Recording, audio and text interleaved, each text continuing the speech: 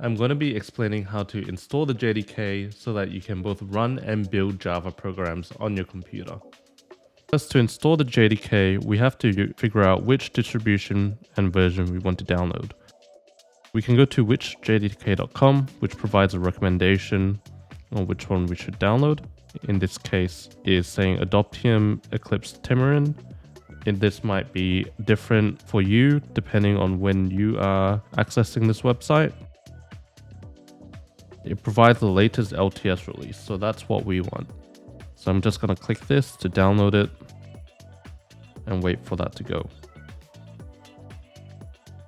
Now that the download has finished, let's just run the installation.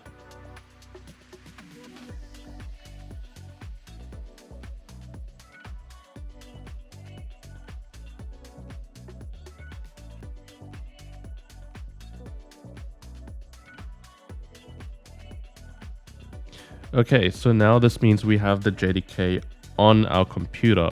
If you go to our terminal and you type in Java, you should be able to see it run successfully. You can type in Java -- version to tell you which version of the JDK you have. In my case, it's 21. If you want to run a program, first you can compile it with Java C, and then your file name. For example, if your file was called main.java, you would run that. In this case, I don't have a file, so there's nothing to compile. And then this should create your .class files. And in order to just run your program, you just type in Java and main. You don't have to type .class here. And that should run if you had one. Cool. So for some people, typing and running the Java command might not work. For them, they might see something that says that the keyword can't be found. In order to fix this, you need to assign Java into your path variable. I'll explain what this is.